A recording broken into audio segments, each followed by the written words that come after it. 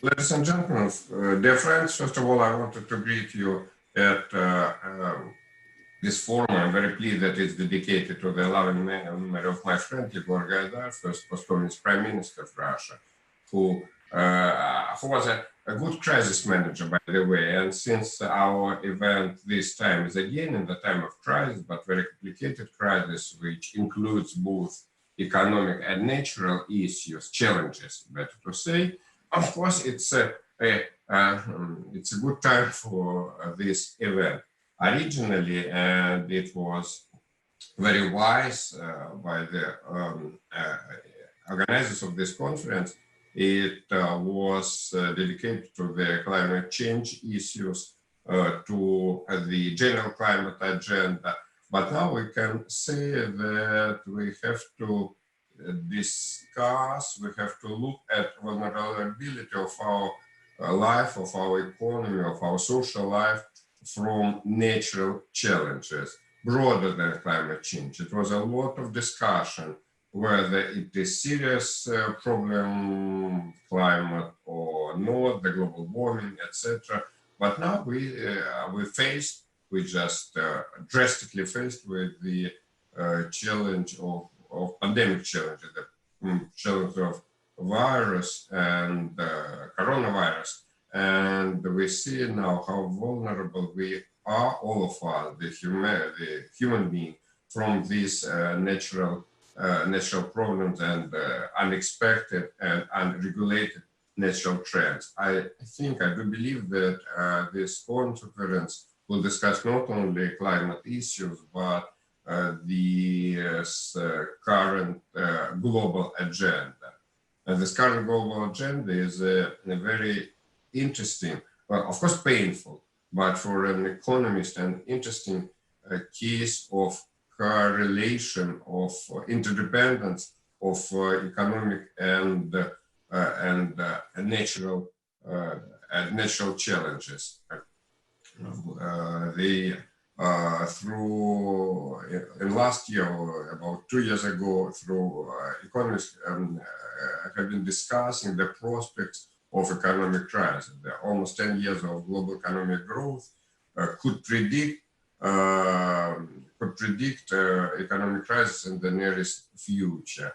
It was a lot of speculation, a lot of discussion around it, but nobody expected that the trigger and the pivot, I would say, of this crisis would come from malaise, would come from virus, not from financial markets, not from banking sector, even not from aging population, but just from medical issues. And it will take some time of economists, of different specialists, to grasp this economic part of this crisis. Since there are some economists in the audience participating in this conference, I would refer to a words of one of well-known economists who once, many years ago, said that economic crisis is a bad time for human being, but good time for an economist. And I wish all of us to concentrate our attention on this analysis of current economic performance, of current economic challenges, as well as the forthcoming issues. And now we see that it is a very complicated situation when we're faced with the overlapping of demand side crisis and supply side crisis. It's very rare case in economic development, and we will have to understand how to fight this, how to solve this situation without dramatic consequences of this medicine. In this case, I mean medicine in economic terms, as anti-crisis policy. If there are some political scientists, politologists here, I would arise another question: what are the political and social consequences of this development? Because it's quite clear that the previous pandemic cases resulted in substantial change in transformation of political and social institutions. And it's also quite an important area for a debate. So I wish all participants of the conference all the best. Of course, good health, be healthy in this situation. I wish intellectual success, which is very important in current difficult and drastic situation. Thank you very much. Thank you very much. Thank you. Now, meaning that we have the conference working language English, and also having in mind that the next conference of parties of the Framework Convention on Climate Change is going to be held in Glasgow, in UK. So I would like to welcome to our conference the Counselor for Climate Diplomacy, Science and Economics of the British Embassy, Ms. Catherine Arnold. So the floor is yours. Hello everyone. I'm not sure my video is working, unfortunately, but hopefully you can all hear me at least. It's a brave new world with the new technology. I'm very pleased that I'm able to speak at this event, and I'd like to thank Mr. Maus, host of this forum, and Mr. Michael Yulkin for inviting me to say a few words here to you all. I'm also pleased that in spite of all the difficulties which have been referenced at the moment, and in a safe and socially distanced way, this forum is still taking place, and that you all, most importantly, are showing an interest in such a crucially important topic. Because climate change is, of course, one of the most pressing issues facing the world. How we respond directly impacts the environment that we live in and the opportunities we and future generations will have. It has, as you may know, been a particular focus for the UK this year. And as Michael has said, we were due to host the Conference of Parties, COP26, in Glasgow in November. Now, in the light of the ongoing and worldwide effects of COVID-19, the COP Bureau of the UNFCCC with the UK and Italy, so the organisers, took the decision to postpone the event. So there'll be no COP26 at the end of this year. And quite rightly, clearly the current focus needs to be on the global response to COVID-19. But tackling climate change remains a key priority. And so this decision does not mean that we will stop engaging on this issue. Globally, we'll continue to work with all people involved to increase climate ambition, to build resilience and to lower emissions. A new date for COP26 is being discussed as well. For us as the British Embassy here in Russia, we will do all that we can to continue our engagement on climate, albeit we'll need to make some creative amendments in light of the situation, but we will want to continue the dialogue on this important issue. Our approach is an all-society approach. That means we're engaging with a wide range of people from government, business, civil society, the scientific community, and of course, the wider academic and student community. It's vital that the world comes together and takes renewed action. Collaboration and ambition are needed to find a solution to this global challenge. And there are opportunities, which is, after all, what this conference is about. For clean growth, for example, as the cost of renewables and other low carbon technologies, wind, solar energy, has fallen far more than anticipated, countries can now be more ambitious at no extra cost. Or innovation in road transport, where we are seeing shifts to zero emission vehicles, for example, electric cars. We can look to nature-based solutions such as forestry. Russia, for example, is home to the world's largest boreal forests. This and other carbon sinks could be harnessed to make an important contribution. And we can work with businesses and the financial sector, many of whom are already actively looking to make their ways of working more sustainable in the long term. And although this all sounds very grand and ambitious, done by governments, businesses, etc., young people like you play a key role. Your energy, your inspiration, your innovation, your future and your talent can contribute enormously to the solution to this global challenge. Climate change that will change everything, that was the title of this session. But you and we all should focus on what we can do to solve it. Forums like these are a great start. Even in this session, we can already see the broad range of areas that people are working on: climate science, finance, law, business, many, many others. And good work is already being done here. So it remains for me to say that I hope you enjoy the remainder of the conference today. I hope that you learn from it, take away with you ideas, inspiration, questions, and debates, and then that you use all that in whatever sphere you've chosen to study. I wish you all the very best in your studies and beyond. I'm sorry, A, that my video doesn't work, so you can't see me. I'm also sorry that I can't meet you in person or stay until the very end of this session to answer questions, but please do let Mr. Yulkin know if you have any questions, and I'm sure he'll be able to pass them on. Stay safe and well in these difficult times, and thank you. Thank you very much.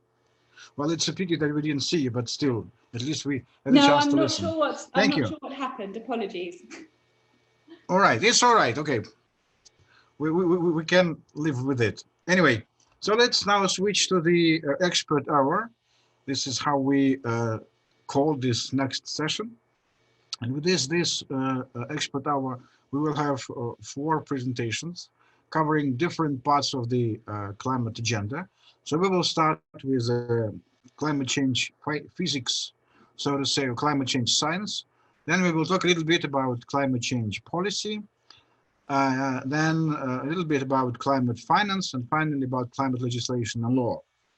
So let's start with the basics, basically.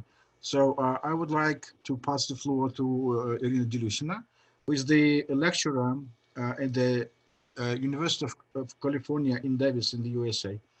So you are very welcome. Hello. Shall I help you, by the way? Yes, sorry, I also cannot start my video for some reason. I can see myself, but no, you can't. Okay, so that actually means that I need to help, right? Yes. Okay. Yes, and you're running my slides, yes?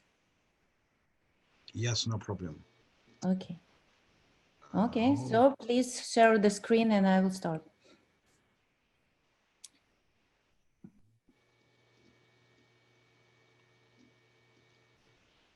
All right.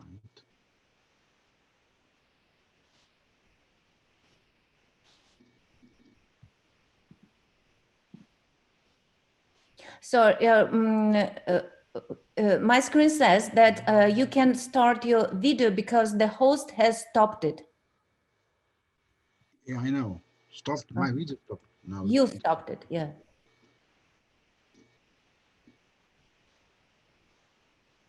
No. Let me see what is going on. Not quite sure.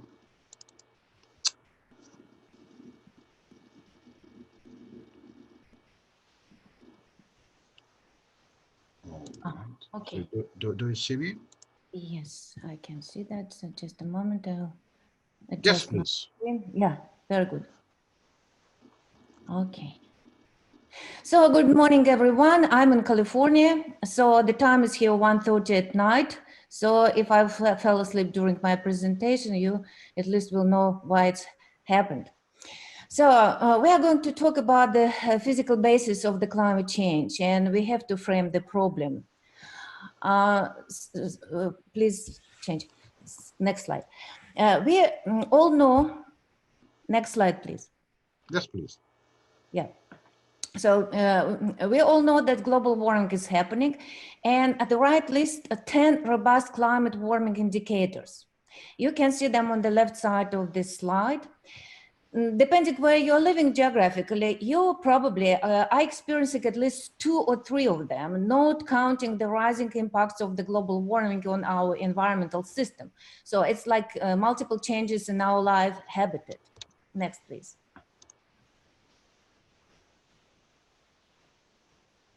Next slide, please. So you also probably know that there is a consensus amongst scientists about modern climate warming, and this consensus said that global warming occurs because of atmospheric anthropogenic release of carbon dioxide into the atmosphere. And the temperature curve you've seen in the previous slide showing the rapid warming of the past 3 decades according to observation and the different models. So, and the 6 warmest years being the 6 warmest recent years. This slide, you see now, there is a difference in the temperature of the Earth's surface in 1880 and 2019. In Celsius, it's only 1 degree, but in fact, it's a lot in climate system. At the same time, you see that carbon dioxide level rose to 413 part per million and reached level that it's never had for last 800,000 years. So the loss of ice, both in ice sheet and the marine ice, is also unprecedented. So we have to understand now if this is normal climate change, which is just occurred through all geological history, or it's absolutely extraordinary global warming. Next, please. So next slide. So now we're coming to the main part of my talk. So how climate has changed naturally without our help.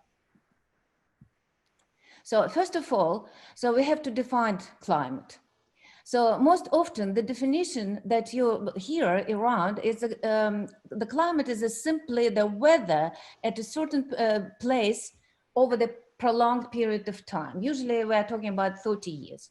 So it's based on temperature, atmospheric pressure, and precipitation. Atmospheric pressure is responsible for the wind. Wind blows from the high to low, from high pressure to the low. So modern science allows us to make a confident prediction of the weather for only 9 or 10 days. So, and you may ask at this point, and so what's about climate? If it's so hard to predict weather, can we predict a future climate? And surprisingly, the climate is more predictable than the weather. So, and at basis on it's based on the averaging of multiple observations through the years and knowledge of the law of physics. So, and here you see a Russian original of the Andrei Monin, Russian scientist, scientific definition of climate. And Mikhail, please show us the English version. So, because we're speaking English, so I provide you the English translation for that. So what we have to understand from this definition is that the upper box. Climate is this statistical assemble of the states traversed through the atmospheric ocean land system over the time period of several decades. So, and in the lower box, you can skip the middle, that mathematically, because it's a multi-component random field. So we are talking about a lot of probability, which we might know or not know. And our task to put them in it, all together and understand up to the level of the creation of the model, which will correctly, at least as much correctly as possible, predict our climate future. So please, next. Next slide, please. Yes, sir. Next slide. So next. What we already know, yes, okay, here. So what we already know about go back. Can you go back, please? Mikhail, can you go back, please? One slide back. Can you hear me? Yeah. Yes, one slide back, Milankovic, yes, cycle, previous one. So what we already know, that's this one. First one, yes. Yes, this one. So they all energy we are getting from the sun, getting to the earth, it's from the sun. And it's very important to understand our relationship with the sun. So our orbits, and there are three types of variation. So it's one called as eccentricity. It's the shape of the orbit of the earth around the sun. And it's either more roundish or more elliptical and has a cycle 100,000 years, which allows earth to get a little bit more or little less energy from the sun. Second, called obliquity or tilt of the earth. You see that our globe is always tilted. So today this 23.5 degree, and it's changing through the time between 21.5 and 24.5 degree. So this cycle is changed every 40,000 years. So obliquity is responsible for season of the earth. So if we would not have this inclination of the axis, so we would not have any seasons. And last one called precession. So which is like a wobbling like a top. So volchok in Russian, which is has a cycle of 23,000 years. Precession is responsible for which part of the earth is illuminated by the sun, which receive more sunlight, northern part or southern part. So each of the cycles, especially precession and obliquity, control the solar energy we get from the sun. But neither of them separately, it's very important, would lead to the changing of the earth climate. So now we look to the right slide, on the right side of the slide, and we see that there is a curve, which is a summary of this three curve, and it's called the solar forcing. And so this curve would coincide with the variation between the glacial stage and interglacial stages, cold and warm, for last million years. And this phenomena was first described by Serbian mathematician Milutin Milankovic in the 1920s, and now it's a very recognized popular theory. So in this slide, we would see where we are now on Milankovic scale. See these blue dots with the arrow? So we are here. And so right side box shows out that eccentricity is becoming more circular, which means that we are moving to the colder period. Medium shows that this tilt is medium, and obliquity predicts the medium climate, but we are moving toward cooling. And last is precession is also moving toward the cooling. So according to the Milankovic theory, we are now going to the next glacial stage. So why we are warming? Next slide, please. So, but geologists and paleoclimatologists know that climate in the past had a much more complex variation. I would like to change the slide. In the 1970s, two scientists, Dansgaard and Oeschger, described 25 periodic warming events based on the study of the Greenland ice core. You probably heard about that. So they studied included the study of the oxygen isotope, which allowed us to determine the temperature of the geological time in the past. So a little later in 1988, German geologist Hartmann Heinrich discovered other periodic events. He found 6 subsequent events in the core of bottom sediment from the Atlantic Ocean. So, and they were explained as the ancient land sediment brought to the ocean by the armada of the melting iceberg arriving from the melting North American ice sheet. So next slide, please. So on the next slide, which we will see that, we will get the map of the Heinrich event with the geographical position. Here, yes. This event, as well as the Dansgaard-Oeschger events, certainly did not coincide with the Milankovic cycle. So all explanation of these events were related to oceanic atmospheric circulation and changes in the course of oceanic currents. So, and the fact that changes happened told us that the energy from the sun is distributed, and the Earth has an atmospheric land ocean system, which is regulated by its own complicated way. Next one. So the great discovery followed, And very famous climatologist, Wally Brocker, who's passed away recently, unfortunately, determined that the Atlantic has a meridional overturning circulation.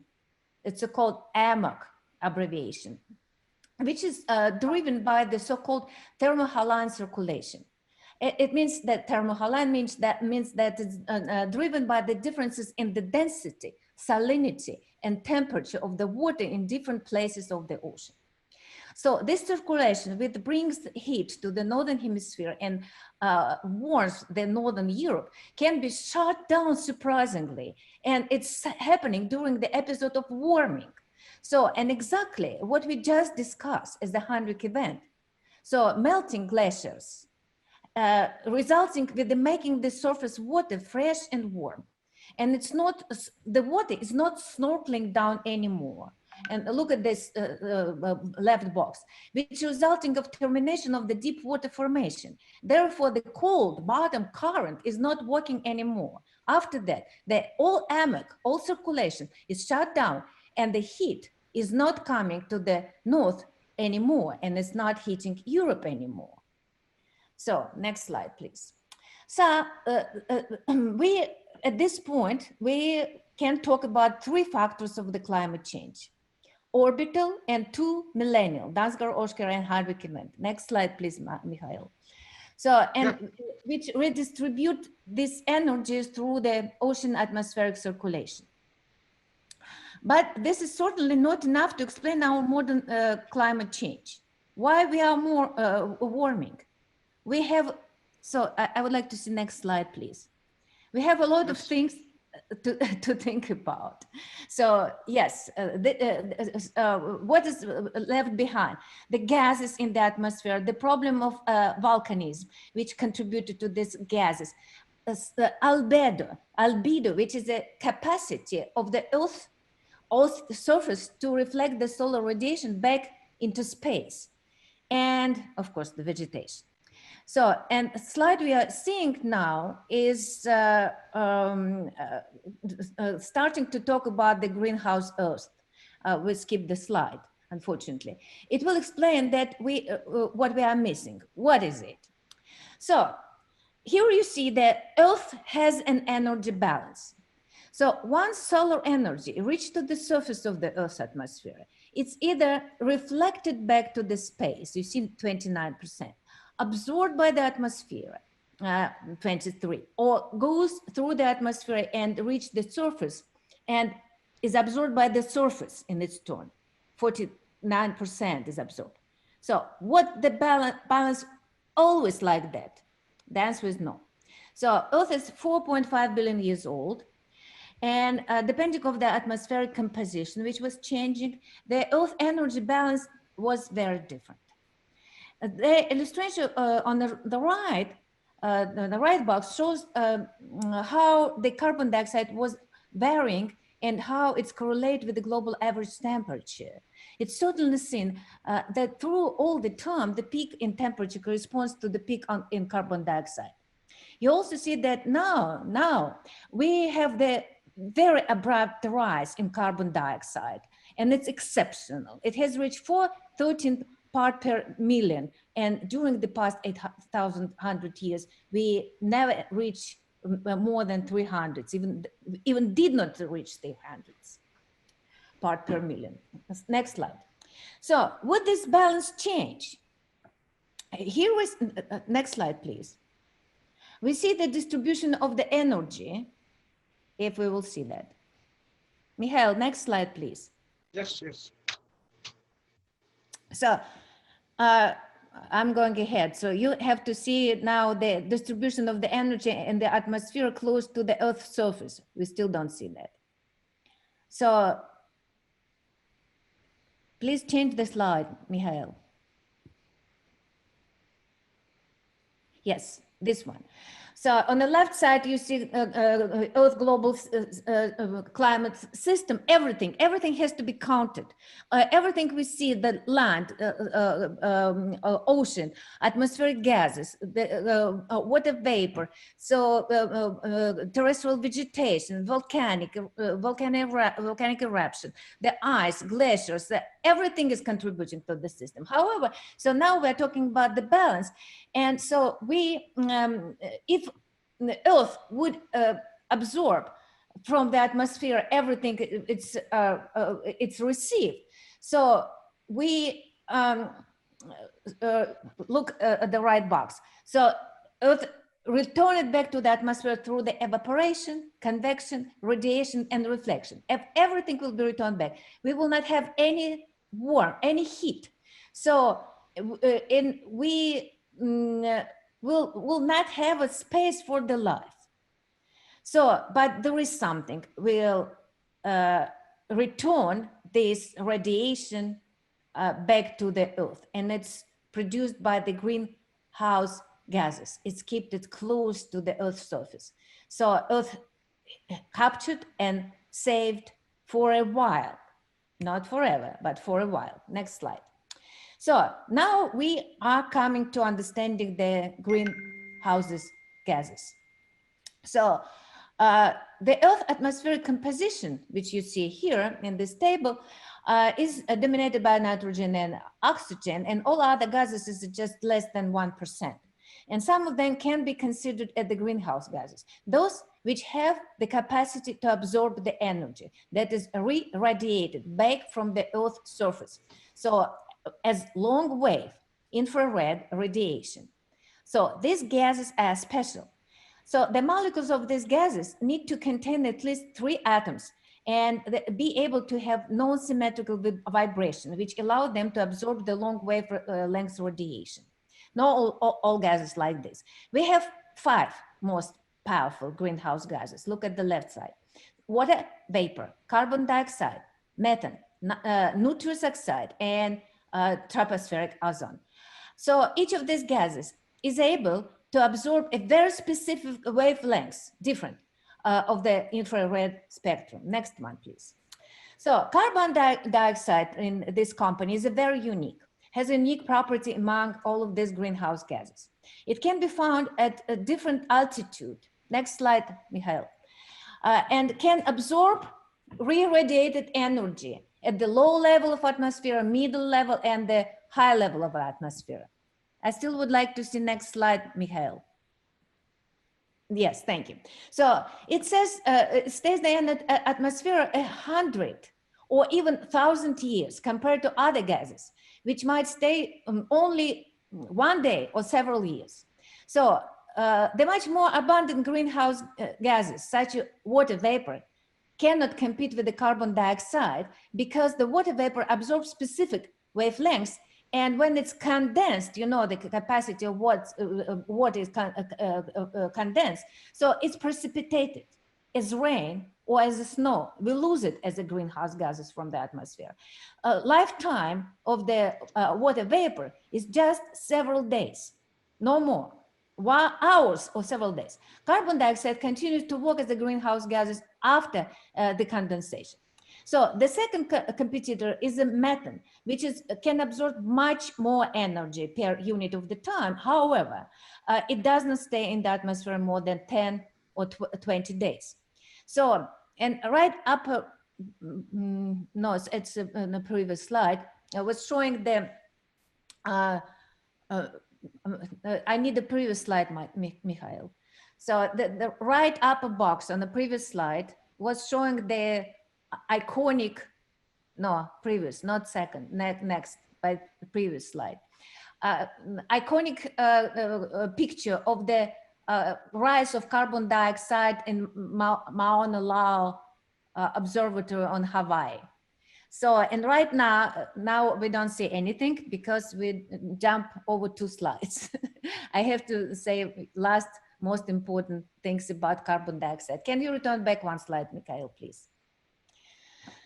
So in the last slide, which Wegel's seen, was showing the partitioning of the carbon dioxide flux among the atmosphere, land, ocean, yes, here, left box, and land use changes, fossil fuel, and industry. And you see that fossil fuel and industry strongly dominates over other factors. So you can ask me a reasonable question, and how do we know that this carbon dioxide is really produced by fossil fuel?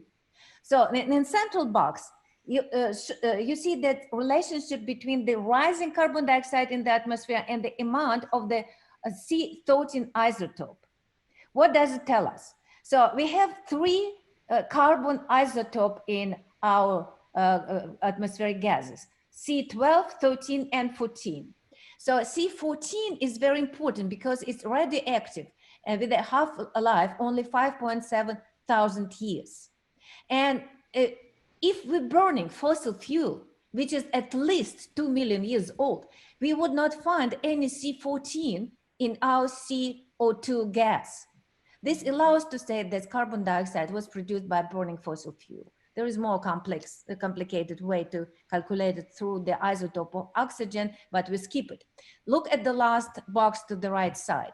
This is so-called Berkeley Earth model, which compared the human and natural factors of different radiative forcing, as well as the combination of the all forcing in a gray line. So it's a period from 1850 to 2017. So from this illustration, we see that greenhouse gases can be correlated only. Greenhouse gas can be directly correlated with the temperature rise, and we will stay that forever if we will not do anything. So, and I have finished at this point because my time is over. Thank you very much for listening.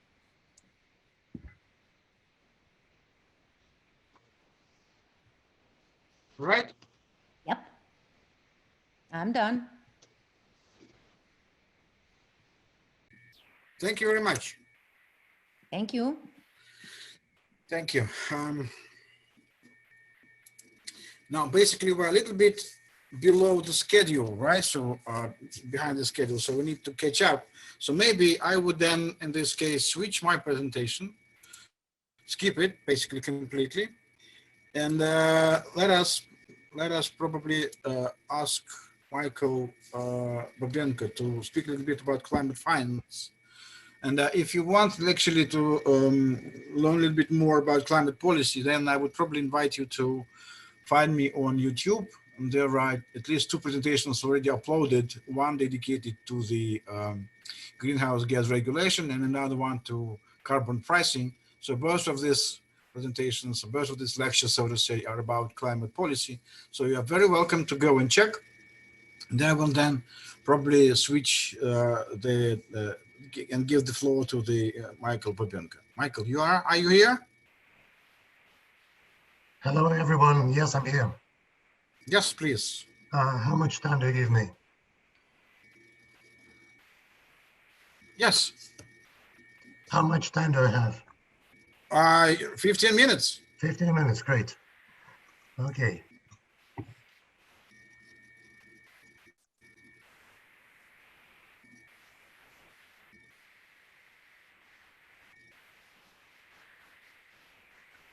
Can you see Are the we going to picture? have your presentation? Okay, cool, good. Great, great. Mhm. I'll try to manage it on my own. For the last, I think, 7 years, when we talk to businesses and when we talk to authorities, from many of them we hear that going green is very expensive, while we try to convince them that going green is profitable. And I hope that you feel the difference between these two words. When you talk about it is expensive, it means that you know that you will need some money to spend, and you do not expect a payback. While when we talk about it is profitable, it means that still you need to spend some money, but returns will be much bigger than your spendings. And this is not only about profits, this is also about new jobs, it is also about R&D, it is also about reputation and other things. When we talk about changes in the financial sector, of course, first and foremost, we should start with the development institutions because they were the first to introduce climate issues and environmental, social, and governance issues in their assessment of their portfolio. So what do? First of all, they integrate sustainable development goals into their strategies. They integrate environmental, social, and governance or what we call non-financial issues into the project cycle. They assess externalities for all stages of the projects. And what is interesting, since 2018, they started looking at what we call project plus, meaning they do not assess only the objects where they invest, but they also assess externalities for associated infrastructure and associated projects, which is great. And last but not least, it is very important when we talk about going green, when we talk about climate change, it is, of course, engaging with stakeholders. Financial institutions and economic actors, they do need to understand what people are expecting. So why they do this? First of all, it is about long-term risk management, which goes beyond 5 years scale. Second, it turned out that it is about cost reduction. It is about new markets, and it is true. Renewables creates really a huge market, an international market. It is about income from waste. I will not stop here, you all know this. And of course, it is demand from customers. It is about engaging with stakeholders. Just one very good example is European Bank for Reconstruction and Development. They updated their environmental and social policy quite recently and issued a green economy transition guideline, which is the key book for their operations in all countries. And how they implement their climate and environmental approaches. It is through development of sector strategies, it is ESG policies, it is about through information disclosure, public consultation, and the possibility to complain if any rules or procedures were breached. So what do we have so far? Again, we can take good examples like EBRD or Asia Infrastructure Investment Bank. They have blacklists. In 2018, there was a big win when EBRD included coal generation and coal mining in their blacklist, meaning that they will never invest in this sector. AIIB, they introduced the instrument which is called Strategic Social and Environmental Assessment, meaning if they invest in a risky project, they are looking at all externalities and all associated projects in infrastructure to understand the cumulative impacts on environment and social sphere. And last but not least, unfortunately, this instrument is not working in our country anymore. These banks, they had energy efficiency products aimed at retail bank. It used to be a very interesting thing, but I hope that it will be revived sometime. I mentioned the year 2016 on purpose because it was really a breakthrough in many areas. Area number one is private banking and investments. The biggest asset manager, BlackRock, they issued their approach to adapting portfolios to climate change. It was really a breakthrough in getting a private company, private investment company, thinking about how they invest and how they influence climate change. And right after that, together with think tank Ceres, they issued a guideline for investors how to engage with their clients on environmental, social, and governance issues.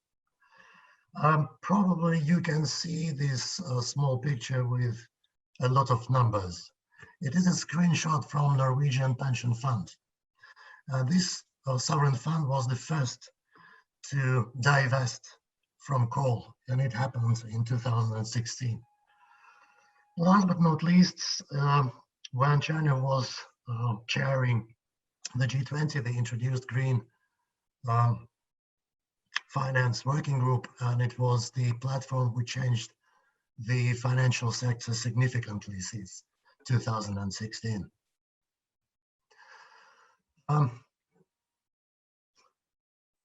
There is a new instrument which started with more climate investments. Now it is broader. It is called green bonds. It is just a financial instrument, but two peculiarities I should mention. First of all, it is a targeted financial instrument. Second, the project you want to invest in, it should have calculatable climate or environmental or social impacts. And third, you should report on your climate and environmental impacts on an annual basis. What is interesting is that this market is growing very fast and it doubles in amount every 2 years. Unfortunately, we are at the very beginning of this road. We have only 6 issues so far. Now we have a special table which we make with National Association for Concessionaires, where we try to put all available information about issues of green bonds. Here you can see only 3 of them. But what is interesting, 4 bonds were issued at Moscow Stock Exchange. And on your left at the bottom, you see a graph. It is the structure of applications from investors. And what is most surprising thing is that 36% of those who want to invest in green bonds, it is individuals. It was really a shocking information for all the markets. It means that individual investors, they do care about areas we're investing in. So if we talk about global actions, from Davos, we have a graph and statistics about what kind of risks are most key for the economic developments. And you see the first 4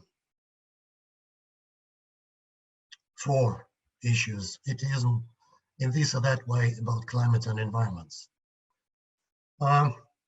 Today we see that more and more investors are planning to divest from fossil fuels. Now it is about their commitments about $11 trillion, and key actors here are insurance companies, endowments, investors, bankers, and pension funds. Just a few pictures. This is what's happening and what in the energy investments, and we see that renewables are booming and fossil fuels are going down. But what is more interesting is that green sectors creates more jobs than traditional energy sectors. And more companies try to make their commitments to different international initiatives like Task Force on Climate-related Financial Disclosure. And today we see, this is the statistics as of September 2018.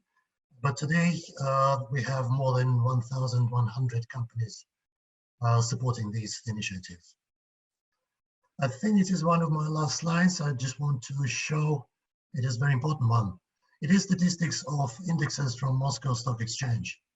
The red line, it is Moscow Stock Exchange Index.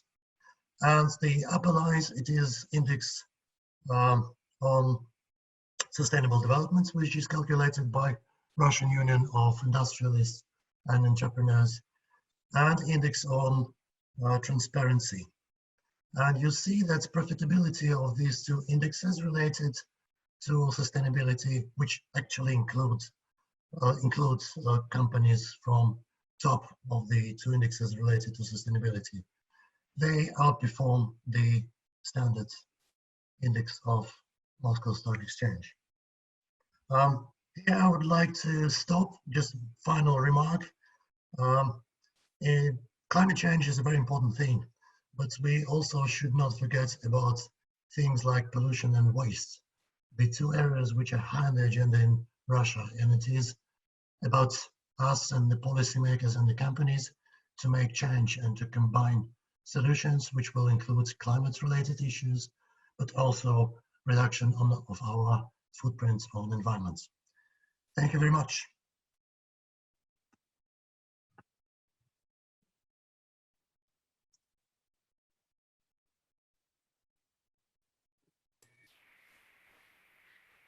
Thank you.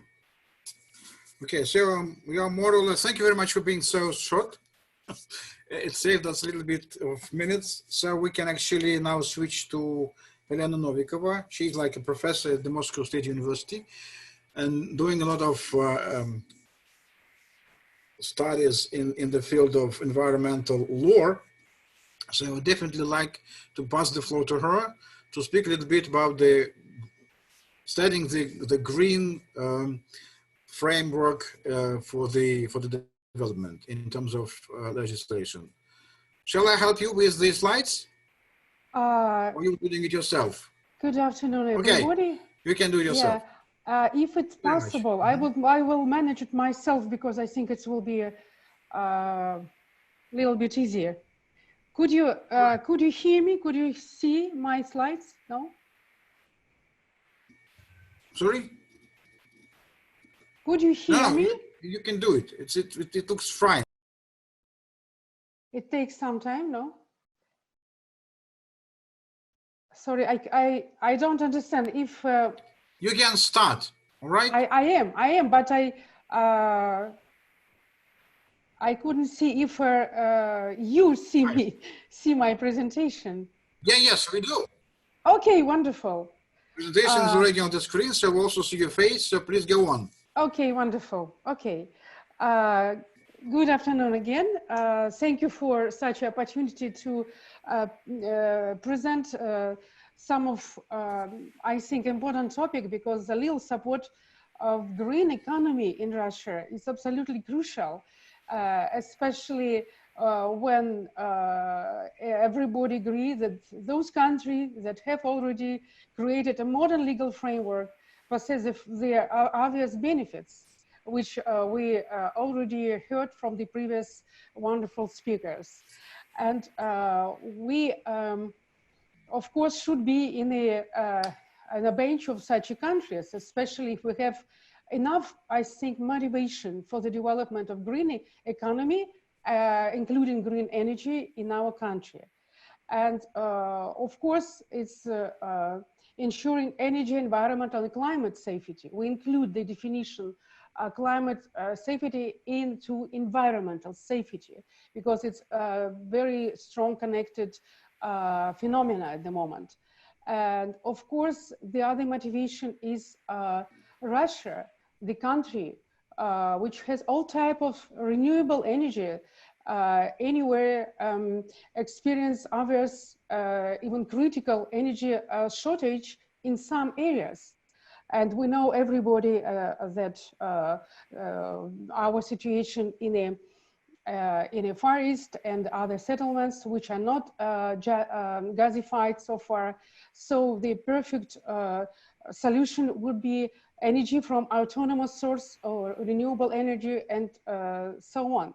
So the other motivation, legal motivation, is and political motivation, of course, that with the accession to the Paris Agreement, and we really would be able to participate in a formation of modern global climate agenda.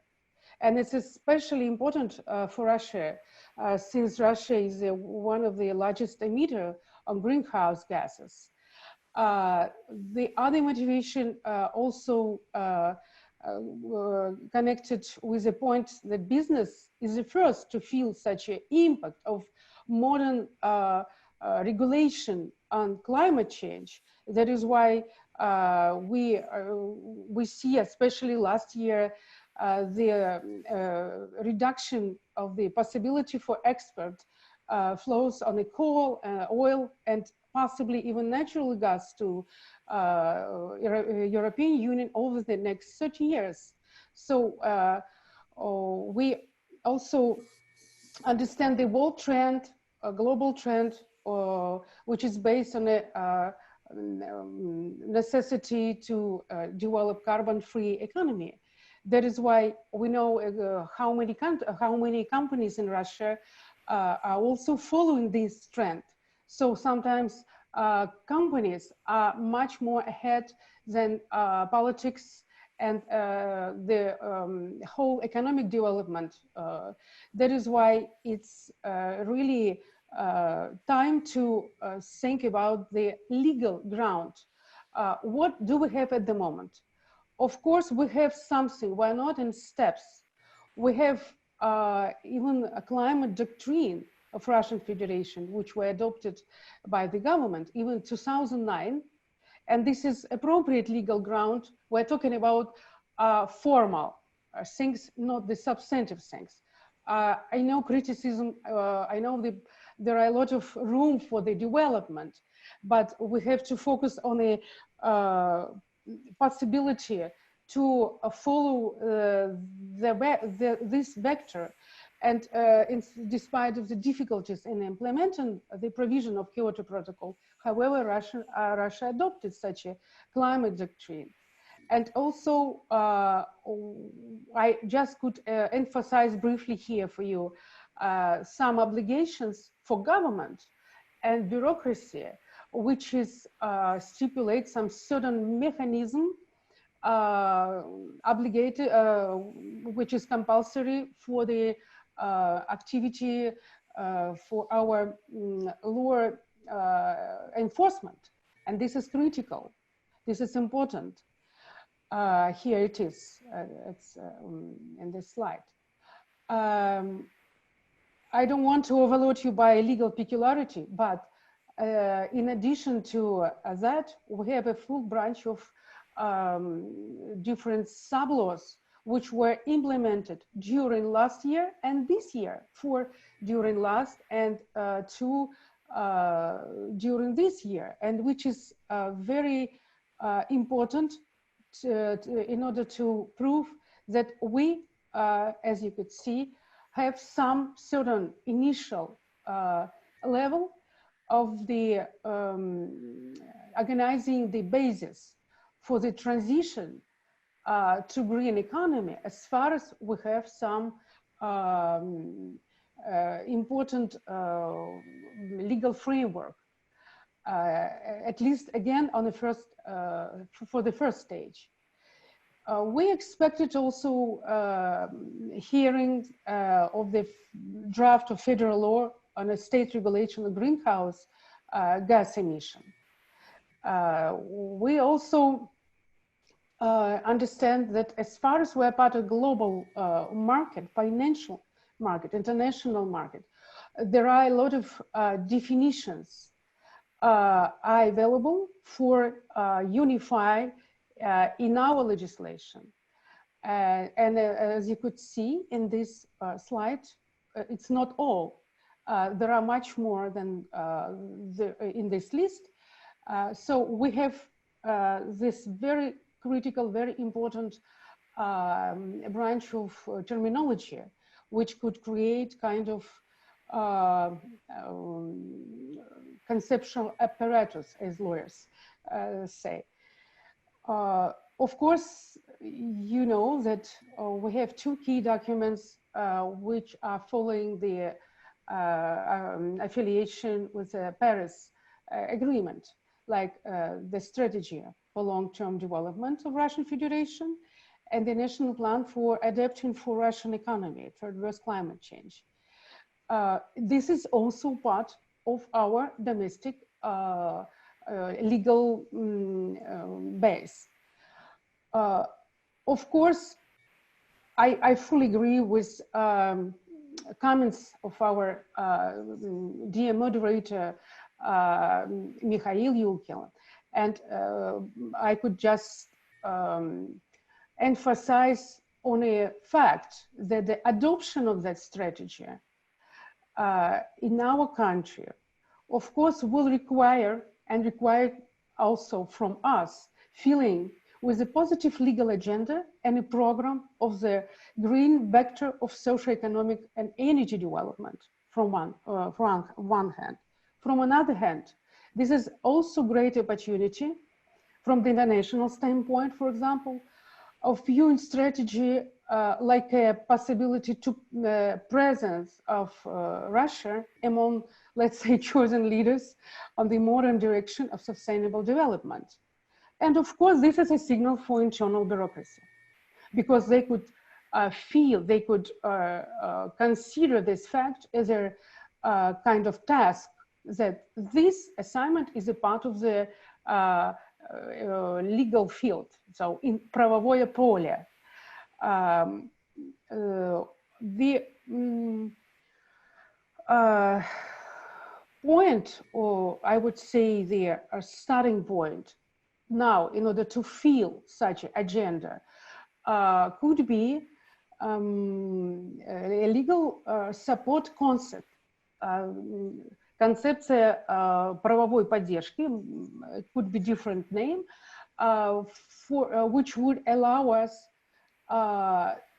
to create a basis for future development of the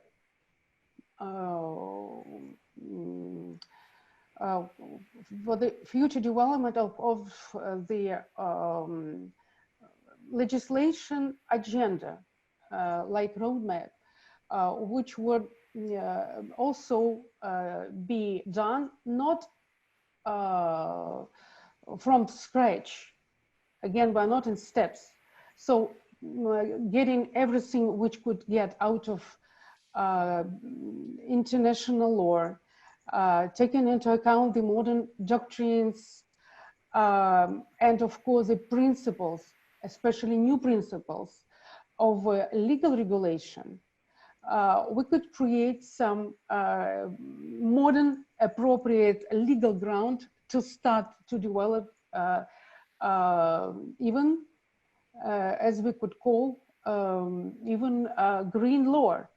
For example, of course, we don't have even basic definition, a legal definition in Russia, like renewable sources at the legislative level.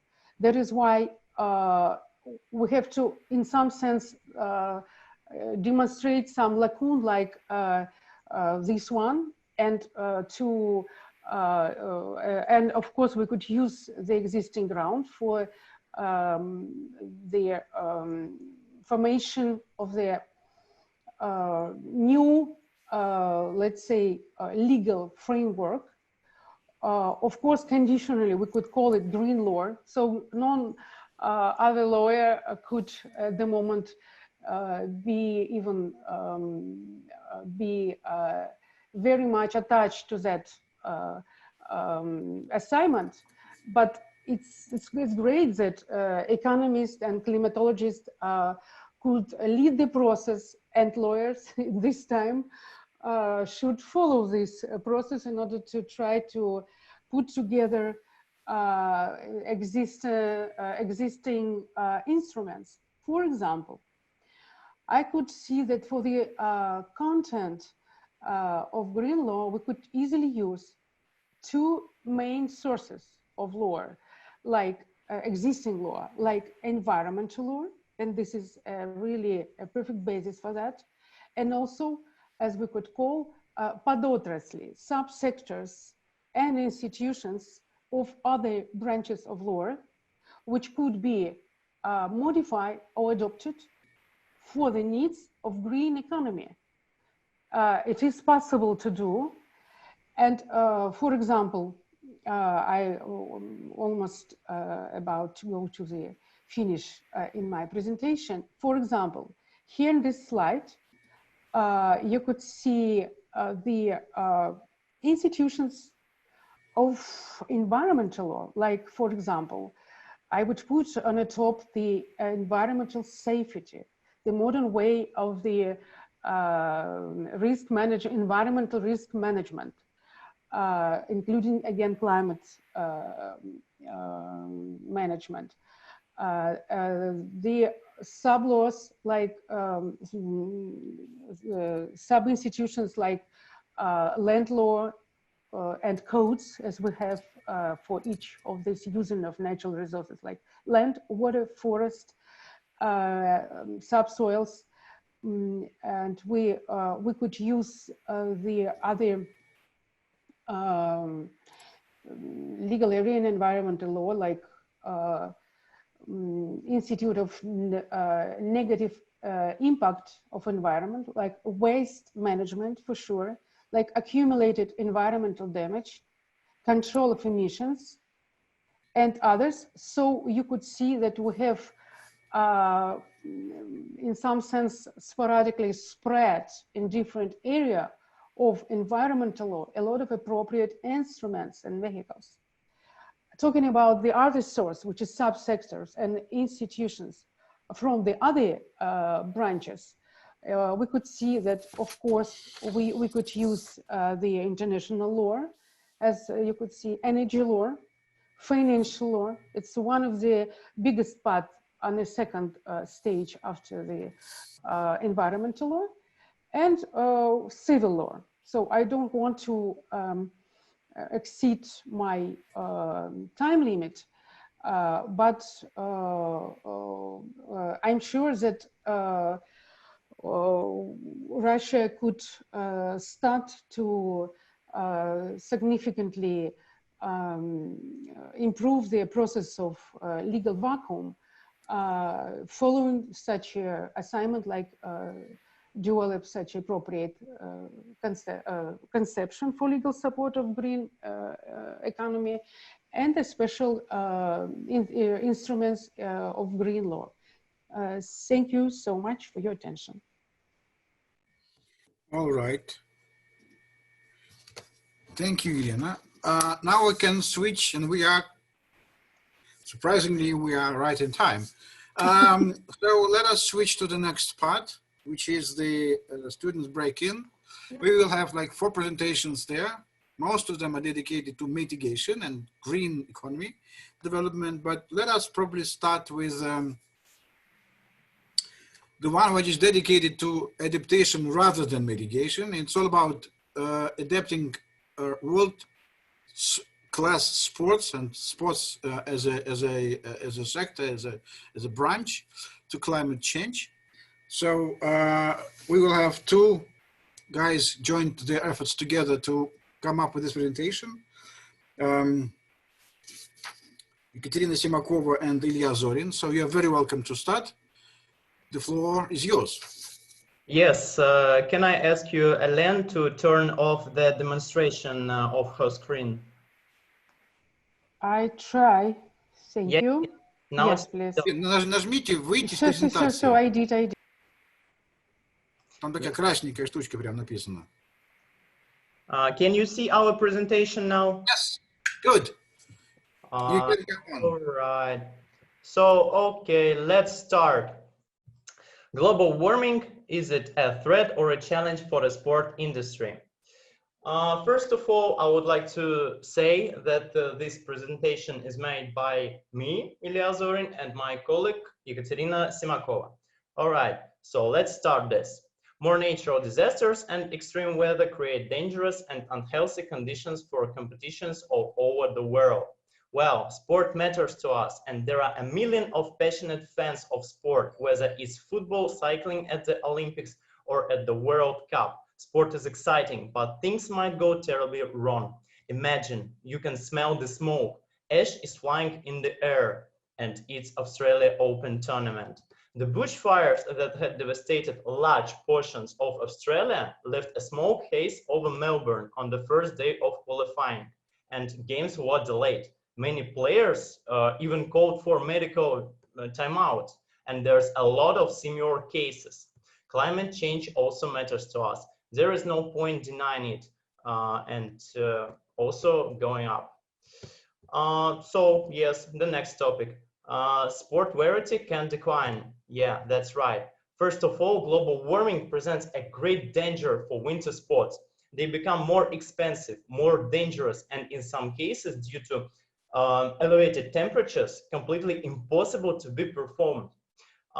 Even one sportsman said, you can essentially kiss winter sports goodbye in the not too distant future. Can you only imagine this?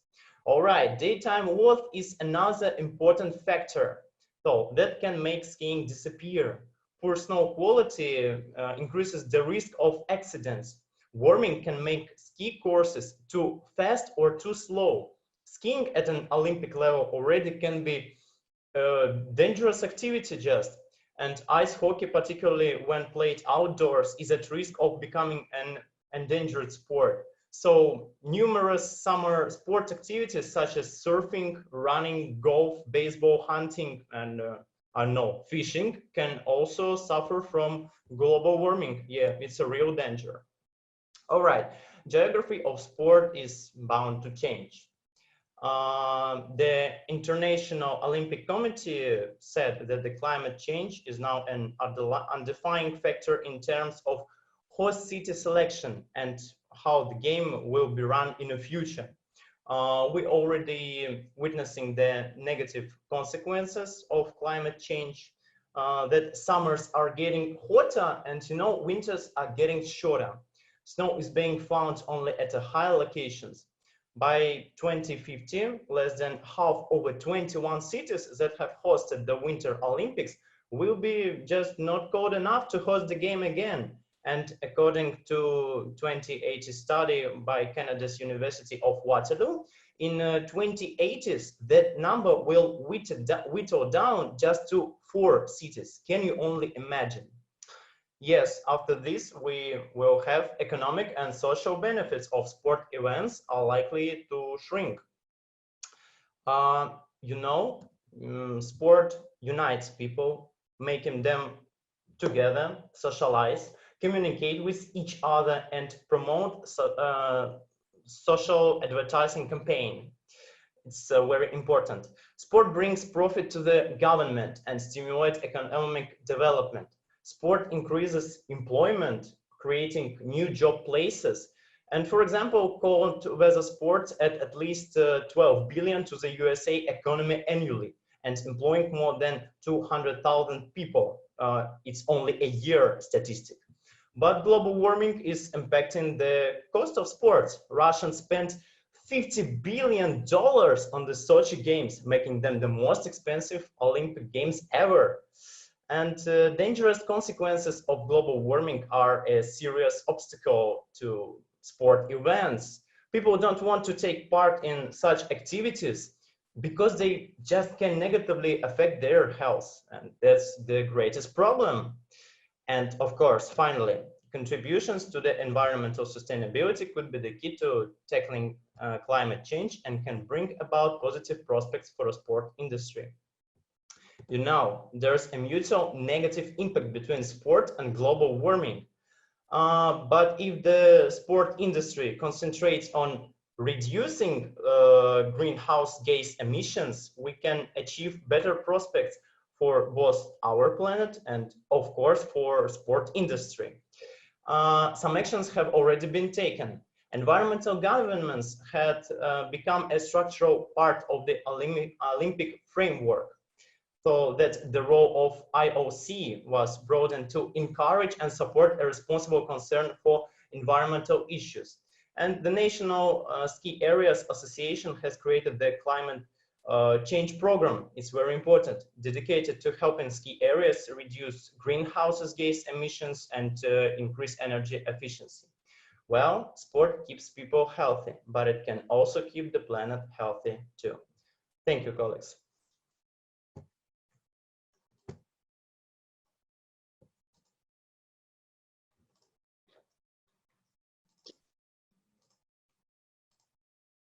Thank you very much. Thank you. It was great. It was right in time and it was very, very useful. So we now go to discuss some other things. And the first to take the floor would be Elena Romanova. And she's going to speak a little bit about the role of renewables in tackling climate crisis. So, Helena, you're very welcome to start. Thank you. So, can you see the presentation? Great. Yes, great. It's all right. Okay, thank you. So, dear moderator, dear experts, and dear participants, I'm delighted to present you my research on the role of renewable energy in the European and the Russian policies. So, the aim of the research consists in the renewable energy roles assessment within the framework of the European and Russian policies. In order to reach the overall goal, 4 additional goals were set. You can see them on the slide. We define 4 scenarios illustrating specific ways in which constraints, opportunities, and choices could play out. The first, the no progression scenario, is characterized by the lack of efficient and globally coordinated environmental policies. Energy remains largely fossil fuel driven and scarce. In the slow progression scenario, rapid innovation, technologies convergence, and digitalization open up opportunities for new entrants who undermine well-established business models and unbalance the whole energy ecosystem. The low carbon life scenario divides the world into wealthy, decentralized, renewable-driven countries and developing countries producing fossil fuels. As for the final model, the energy ecosystem is completely transformed. We point out an outstanding level of efficiency, sustainability, and renewable energy development. So let's outline the European renewable policy. According to the Renewable Energy Directive that was set in 2010, the basic renewable share for 2030 should account for 32% of final energy consumption. Renewable energy deployment by European member states varies significantly, and these fluctuations may be explained by different factors, such as different starting points, available resource potentials, existing unplanned policies, as well as the specific market conditions for renewables. As for the end-use sectors, transport remains the sector with the lowest penetration of renewables in the whole European energy system. Electric vehicles still represent a very small fraction of total vehicle sales in the European Union. As for the buildings, the major role is assigned to efficient equipment in heating, cooling, and smart appliances. So, as for the Russian energy policy, it's focused on furthering economic development, job creation, science and technology development, improving the quality of the environment. Bioenergy and large hydropower are the main sources of renewables in Russia's energy system. The remaining power is spread among solar, geothermal, and wind.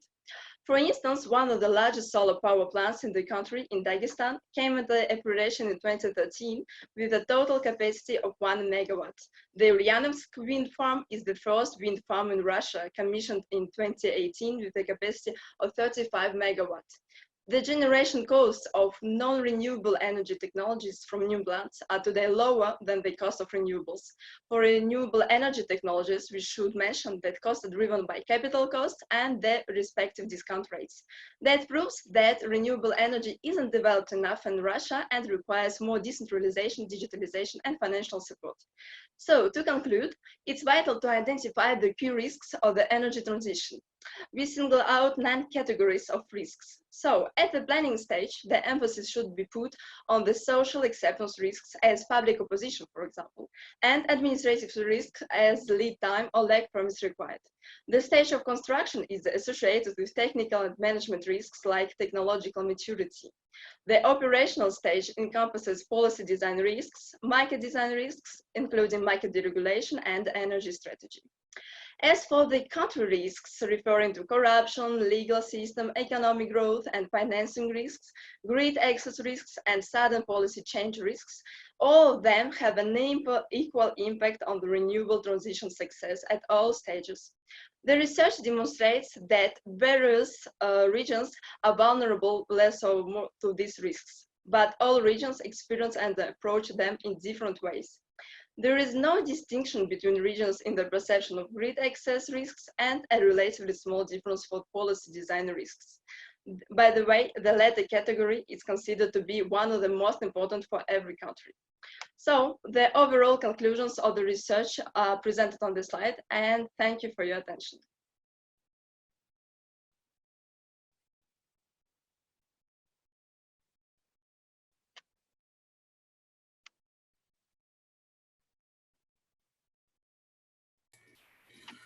Well, it was nice, and it was quite a good overview of what is going on and renewable scene in both the EU and in Russia. And again, quite well to the point and well to the timetable. So we can now switch to some more presentations. And the next is going to be about eco-friendly business. Initially, actually, these 2 students provided separate presentations, but I suggested them to join the efforts and come up with a single one. So I do hope that you will enjoy it. Go on, guys. So good day, everyone. I hope that you can hear and see me quite properly. So my name is Vlad, and today, together with my colleague Angelina, we would like to share some of our findings of our work on eco-business with you. So why is it worth becoming an eco-friendly person, and what are the advantages? We would like to share the 6 reasons for this with you. You can see all of them on the slide. Generally speaking, not only is there less negative impact on the environment, but also as people themselves become healthier, the general quality of life improves. Moreover, you also get to save money. Although some people think that eco-friendly products are more expensive than other goods, in fact, it is not true. Have you ever noticed how many eco-friendly products surround us in every shop? It can be truly said that such goods are everywhere, and it's not surprising. The reason for this runs as follows. Nowadays, the question of ecology is one of the most relevant problems to be handled. Therefore, tackling this led to a brand new type of entrepreneurship, namely green entrepreneurship, arising and not only makes it profit, but also benefits the environment and the society. For lots of countries, it has long become a standard. In Russia, though, it is still developing, but progress is already being made. Given that, eco companies are no longer something rare and unusual, and now they can be found in absolutely every area of trade. We have found a wide range of foreign and Russian manufacturers of eco-friendly products, and you can look at them on the slide. Several industries such as cosmetics industry, cleaning industry, and food industry are presented here. And to our way of thinking, the most fascinating organization here is Beyond Meat, as so this is the first one, as this is a company which makes something special, meat without real meat. Can you imagine it? The point is that these companies have proved that eco-friendly products and goods can sometimes be sold even better than the goods that we all got used to. And why is it going like this? Well, first things first, as we have mentioned before, eco-friendliness has already become a global trend, and lots of companies have already turned it into various marketing campaigns. It's also about how many people are attracted by this trend.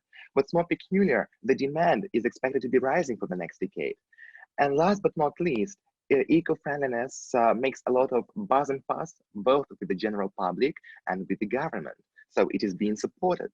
But here's a question, if there are so many sustainable products on shelves, why is it so complicated to notice them? Well, we should just be more attentive. Manufacturers are doing their best to attract customers' attention. They're fulfilling this through modifying appearance of products, and it is noticeably different. On the packaging of such products, you can usually see symbols saying that the product is environmentally friendly. Often colors such as beige, lime, and other shades of green are used. Pastel delicate colors are also one of the features of most eco packaging. And as images, something related to nature or animals can often be pointed or printed on the wrapping. So now our dear audience may be thinking, oh yes, everything here looks great and easy, but what if we got curious about establishing our own eco-friendly business? So what piece of advice could you give? Well, we have a couple of suggestions. For instance, production of eco tableware. It could become a nice replacement of plastic tableware as it is edible and is made of mainly starch. Lots of cafes in the US and Europe are striving to procure such tableware, and we believe that soon it will become present in Russia as well. What's more, it is really easy to produce as it can be done even at home. However, one point should be kept in mind. There is always a risk that eco tableware may not be on demand in our country. But here, a clever promotion campaign may help out. All in all, the estimated initial outlay is not that high, approximately 150,000 rubles.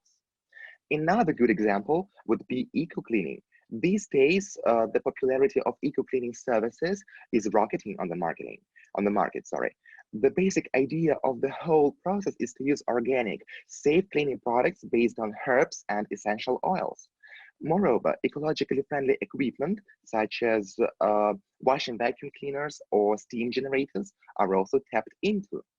as eco-cleaning services are actively used by families with small children, allergy sufferers, and pet owners. So one of the purposes of such cleaning is to create safe conditions for health. And investment would draw up a little bit higher or more, and it will be 400,000 rubles. To sum up, we would like to ask our audience to look at these pictures on this slide. What comes to your mind when you see such disasters? I think we may guess fear, fear for the future of our offsprings. Look how anthropogenic impact affects our planet. All the carbon footprint from human activities, the greenhouse effect, and the whole situation with the climate change in general, everything leads to droughts, ice caps melting, and wildfires. But there is a solution. Business can make the difference. It has powers to change the world. It's on our hands to boost our creativity and make a switch to the ecological way of running the business, of doing business. It's on our hands to adjust to the modern trend of eco-business being the business of the future. And it only depends on us how the future of our next generations will be formed. Look at these pictures one more time and make the right choice. Thank you.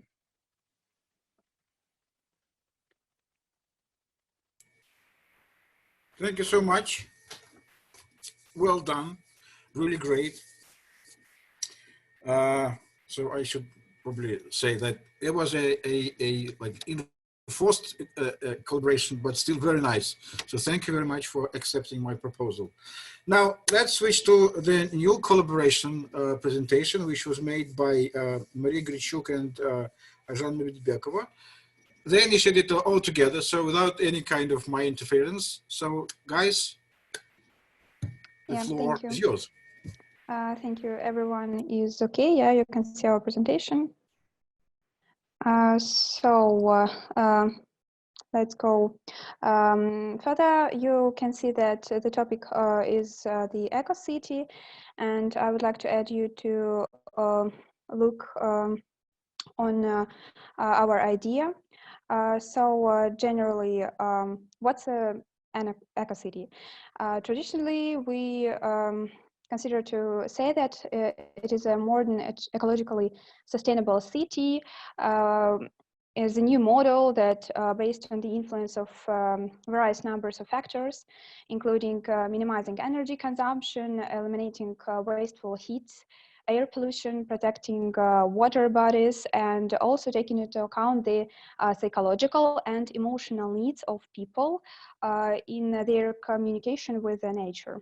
And here you can see also the definition of eco-city by Richard Register. And just let's move on to key dimensions.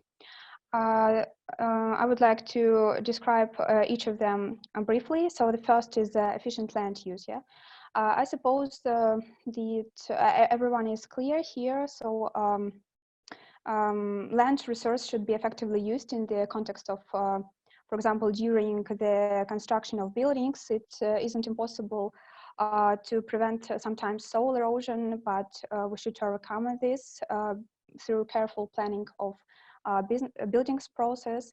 The next is high quality urban environment and its connection with public culture. So we can say that today, for example, for citizens, it's important to see organically looking high rises, the development of residential areas with well-groomed parks, treadmills, sports ground, and place ground for children. And it's also important that this all reflects our life. And as we mentioned before, the eco-city is not only about the nature, but also about comfortable environment for human life. The third is freeway and road infrastructure and about walking and cycling. So it's also one important feature that in building the city for life, as for example, we name it. The logic is simple. In the central areas, for example, of the big cities, in order to avoid gas contamination, there are some restrictions on use of vehicles, and bicycles and pedestrians are in priority. The fourth is physical structure and urban design. Again, it correlates with all that was said earlier. And I add that chaotic buildings are not in priority today. On the contrary, in many cities, there are rather strict restrictions, even on advertising stands, billboards, and etc. And as well as on the elaborate design of street cafes also. So everything should look harmonious. And the last is extensive use of environmental technologies. So I think we will talk about it item in more detail right now. Please switch on the next slide. Here you can see the project of Covenant of Mayors for Climate and Energy. It is a European cooperation of different cities, and you can see that by 2020, they plan to reduce the CO2 emission. So why we pay attention exactly on CO2 problem? Because cities today account about 70% of all CO2 emissions, and that means that cities are becoming the main cause of climate change on the Earth, the global warming. And so what should we do, what we could do? First of all, we can use the renewable energy and also support some interesting startups. And example of these startups we present you on the next slide. So the first left picture, you can see it's started by the Absolute Street company that produce special paints for murals. And when artists paint with these paints, it cleans polluted air through a process that's similar to photosynthesis. And it's amazing actually, because the paint retains its properties for about 10 years. The second project is about biosolar leaf. It is a large panels that coated with teeny plants that absorb carbon and produce oxygen, also with an efficiency equivalent to 100 trees.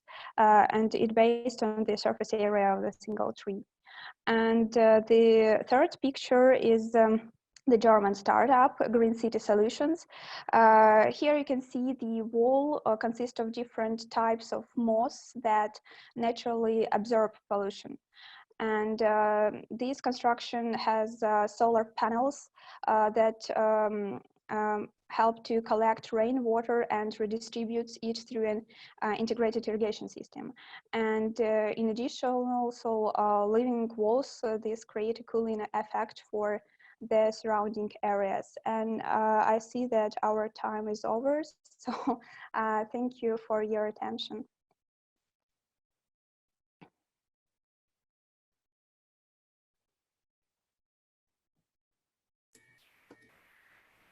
Right through? Great, thank you very much.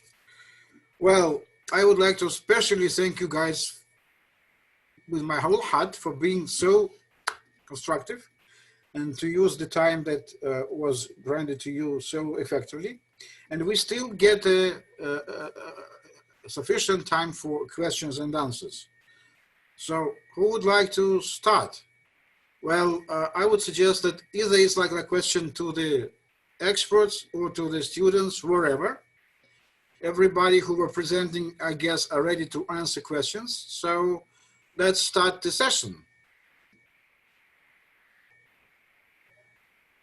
I would also suggest that you, well, name yourself before asking, okay? Who is the first?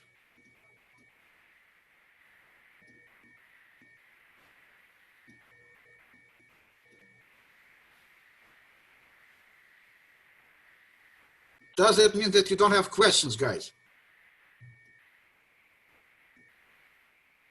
All right, it's interesting.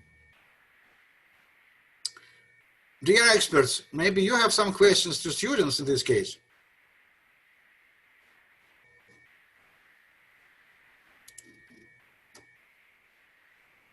No?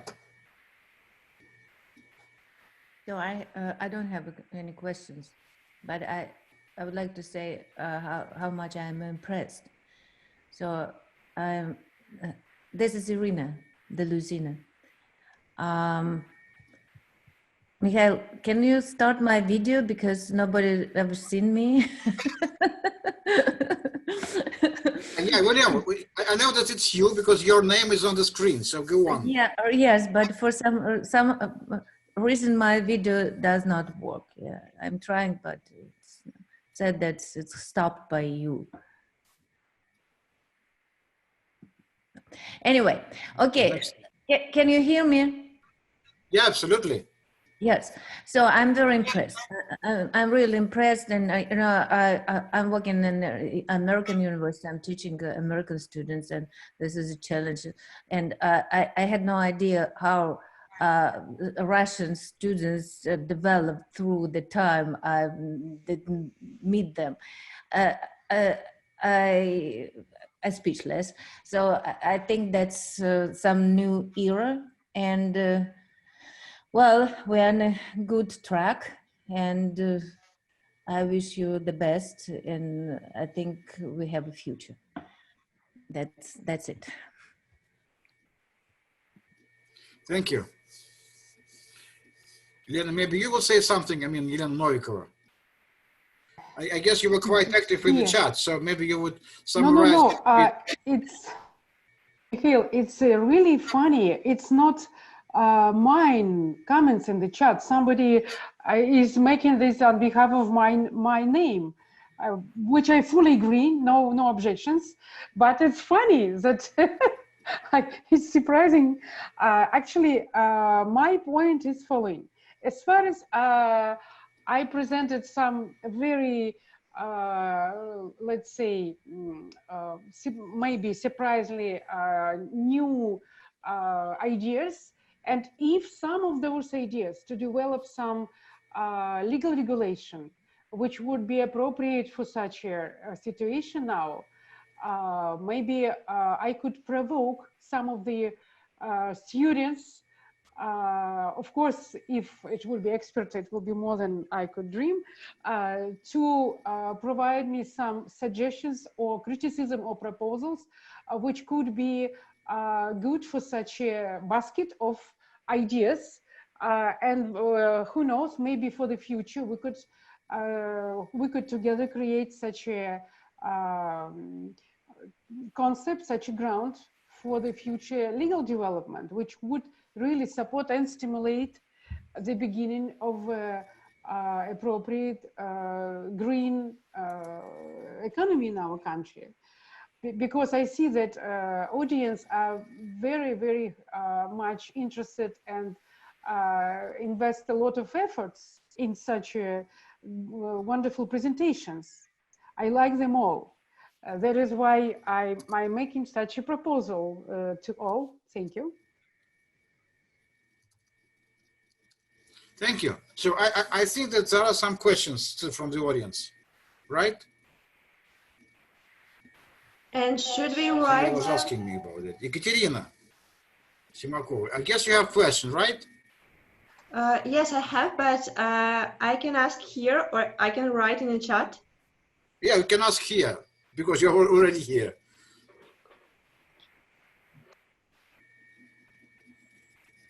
So go on.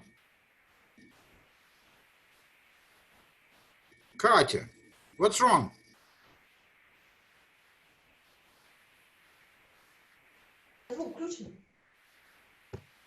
Guys, are you going to ask questions? Yes, we want. My colleague would like to ask one question. Yeah, actually, it was devoted to Vlad and Angelina presentation, and maybe I just have missed it. What do you think? What is the most, I don't know, most sustainable business, most eco-friendly business nowadays?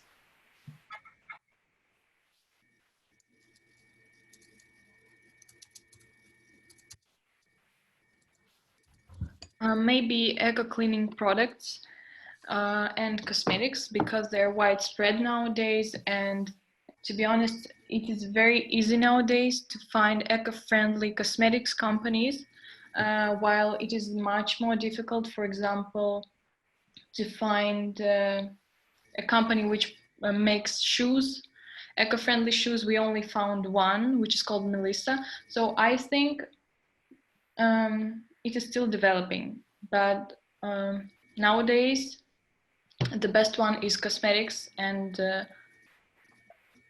eco-cleaning products.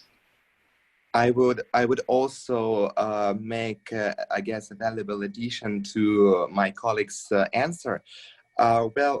Firstly, I think that it would not be politically correct to say that some particular business is one of the most socially responsible or ecologically friendly business from other companies, organizations within a particular industry.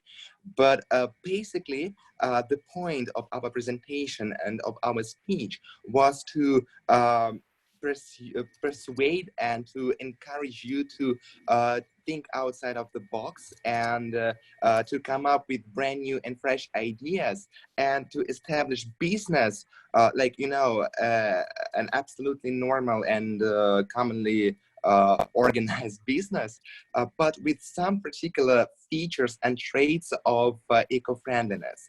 As we have mentioned in our examples, both eco-tableware and eco-cleaning, so they all are based on conservative, I guess, and conventional kinds of business, but still with some peculiar and specific features which give not only a competitive advantage to those companies, but also help them stand out from the crowd.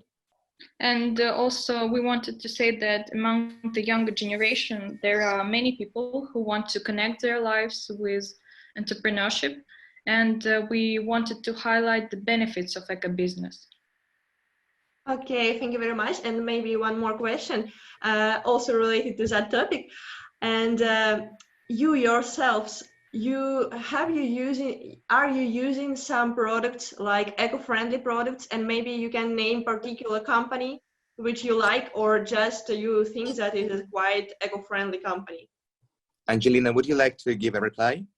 Yes, personally, I can say that I use Lush Cosmetics, which we've shown you, Biomio, which is for eco-cleaning, Nature's Own Factory, Melissa, which is a shoe company. My younger brother has shoes made by this company.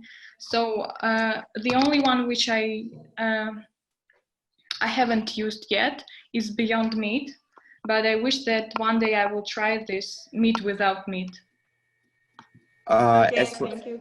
As for me, I'm also using some types and some goods of eco-friendly companies, and I guess one of the brightest instances is that, like under current circumstances, that we all have to be self-isolated in the wake of COVID-19, but still, as we need to go outside to do some shopping, for example, I use a specific medical mask, which is considered to be ecologically friendly. So it is made of a specific fabric, which helps me use it not once, but a lot of times. But the only thing is that I need to wash it every time. So also we need to pay more attention that some products and basically items that surround us can be used in such a way. Okay, great. Thank you. Now I see that really eco-friendly business has a future because we have already used some products. That's great. Guys, thank you very much. Thank you. And I also have a question. May I ask it? I hope, yeah, I guess yes. So we have heard lots of presentations and interesting ideas concerning the topic of eco-friendliness and sustainability and ecology. But I would like to clarify this a little bit. Which term is more correct to say and to tap into in the everyday language? Climate change or global warming? Thank you. Thank you, guys. May I also interfere with a small questions? First of all, I would like to thank you very much, all of you, and then like a question. First of all, for Ilya and Katya, because we're all staying at home, and it's like we don't even know how long will it take before before the situation get back to normal. So your best suggestion, how to keep up moving, staying at home, because you're all both very deeply involved in sports. I guess your suggestion would be quite professional. Can you elaborate a little bit on that? Yes, of course. With pleasure, I will answer this. So we actually have a lot of possibilities to do sports even in nowadays situation, because we can do any exercise at home, even if we don't have special equipment. We can just watch some videos, and I know exactly that many companies, many fitness clubs have already uploaded their programs which related to new exercise at home, and they even try to show that we can even make exercises with our domestic animals. Like we can just have I don't know, maybe it's a cat, maybe it's a dog, and we can do exercise with them. We can do exercise with bottles of water. So everything is possible, just as your wish. And I really can give you a piece of advice to watch these videos and to select which you want, because there are every topic, whatever you want, you can find. So maybe it is exercise for light athletic, maybe it's exercise for dancing. So I suppose, yeah, it's possible. Good. Good, thank you.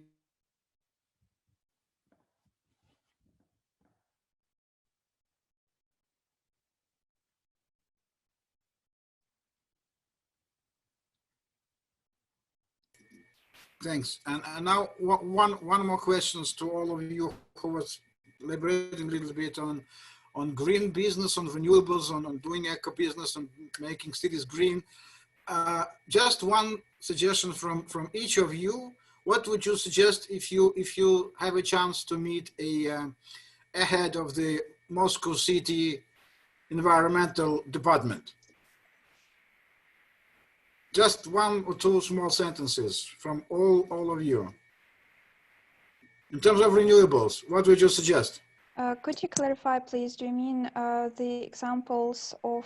So we have a big city, which is Moscow, right? And this big city is going, trying at least, or pretending at least, to be going green. And they are part of the very big international climate collaboration, which is called C40. So as a member of C40, as a responsible city, they need somehow to come up with like a climate strategy, which would for sure include some parts about renewables, some part about being sustainable. So may I touched upon all these issues. What would you suggest if you had a chance to talk to the head of the Moscow Environmental Department? What should they do? Maybe first of all to introduce different trash bins for different types of trash. I mean, it's a painful issue actually. The separation of waste, and moreover there is a lack of renewable energy sources. Actually, Moscow nowadays concentrates on improving of infrastructure, and it's really good, really awesome actually, because we know that previously Moscow had a lot of problems with infrastructure development. For now, the situation is much more better, but we don't need to stop on this, and also we need to implement all right. also some ecological problems, not only infrastructural, but also ecological, because ecological situation in Moscow is not in a good condition. May I also answer and add Maria's Yes, please. Yeah, so I think that in order to tackle the renewable issue and just to increase the renewable share in Russia, we should, first of all, invest more in renewable technologies, because there is a significant lack of infrastructure and technologies because they are quite expensive. And so we should finance the technological expansion. And the second factor is political design market. So it's one of the most important risks in our country. So we should align environmental policies, because for now there is a real contrast between what we do actually and so what aims we set for our renewable future. So if we carry on promoting and developing fossil fuels and using it for transport sector, for example, so it will not lead us to renewable future, because we should invest in the renewable technologies. We should align foreign and domestic policies, environmental policies, I mean, and so also think more about economic growth, but related with the renewable technologies and finance in this sphere. Okay, good, thanks. Since we all believe basically that this crisis would be over sooner or later, and we would need actually to recover and to enhance our economic development. So, and I would imagine that the Moscow city, as most other cities, which actually were like smashed by this crisis, to support business. So, what kind of businesses basically they should start supporting first of all, if they want to be green, and if they tend to have like a climate responsible agenda? Guys, any suggestions from your side? I mean, Vlad and Galina, what would you suggest? What kind of businesses should be supported first of all, or maybe established first of all in Moscow when all this crisis is over? Maybe we should support infrastructure.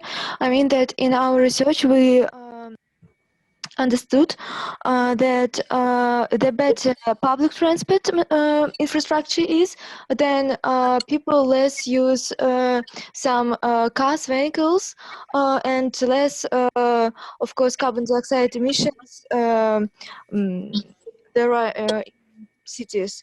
Yeah, so to improve infrastructure. Also, I would like to elaborate a little bit more on what Angelina has just said. Also, a very good example would be establishing as many, for example, car sharing companies as possible, because as this is one of ways to reduce carbon dioxide emissions, and it helps a lot, not only to maintain the level of I mean, like the carbon dioxide in the atmosphere, I mean, containing, but still, it would be also quite good for the economy and economy, yes, I guess, of the city itself, as for example, if that could be some, I don't know, governmental car sharing companies, definitely our government would get some benefit from it. I also think that eco-business is just the first step, but we have also got lots of problems with waste recycling, for example. I personally saw such situation. So separate collection of garbage in Moscow is developing, but very slowly. And I saw the garbage cans for separate collection, but at the same time, I saw that the garbage was placed in one container when the car arrived to pick up the garbage. So it just doesn't work the way it should. And I think that the government should pay attention to this problem. Well, Good, thank you. Just So basically, the time is over.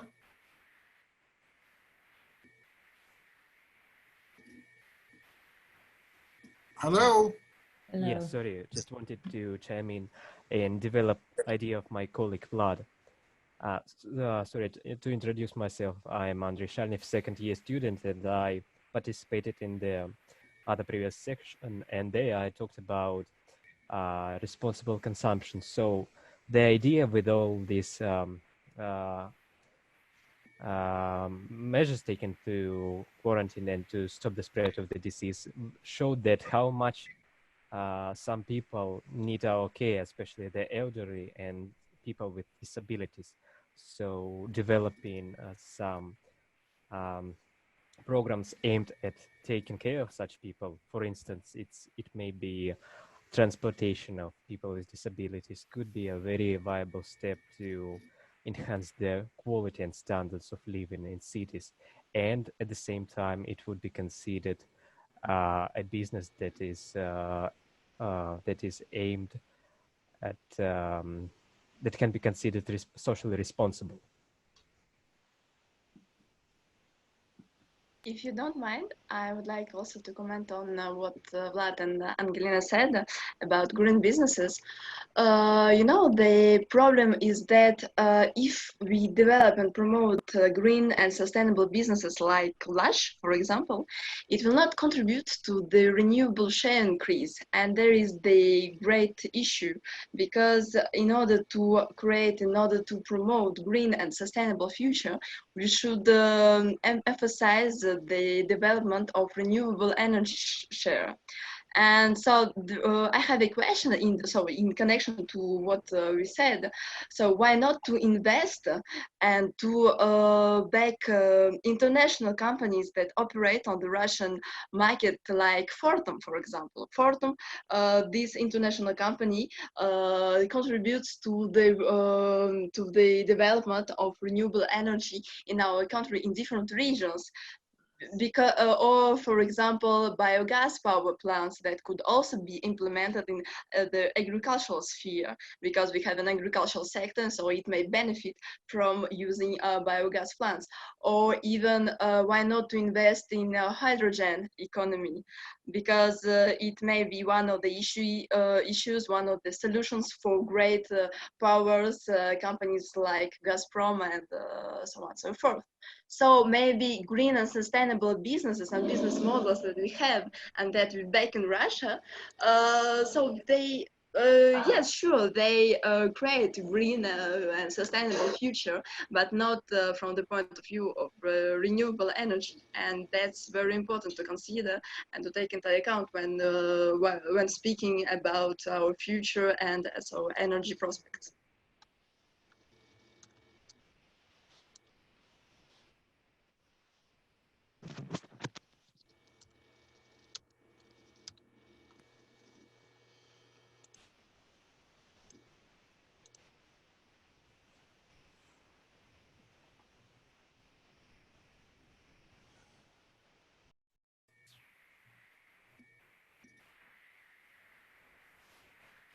Okay.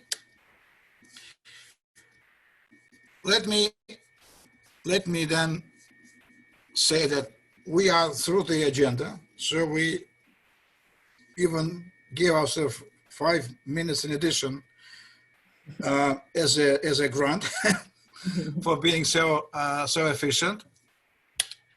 Let me thank you very much once again, all of you, for participation, for contribution, for all your efforts invested into these events. I would like to say thank you very much, especially to our experts and to Irina Sochina, who was actually initiated this conference this year and decided to probably put the climate change at the top of the agenda. So thank you very much once again. See you next time. Bye-bye. Thank you. Thank you very much. Thank you. Goodbye. Thank you. Thank you. Bye. Bye-bye. Thank you. Thank you. Bye. Thank you. Thank you all. It was really as expected. Okay. Thank you.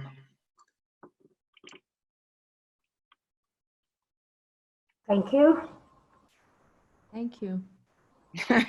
Everybody is coming from all over the world. So many affiliations of RANEPA now everywhere in the Dutch, in the countrysides, in the Dutch houses, in the flats. We are all broadcasting to this. It's a global conference. Irina Delusin, how is the weather there in California, in the Pacific coast? It's a little bit surprisingly coolish, you know, that's strange.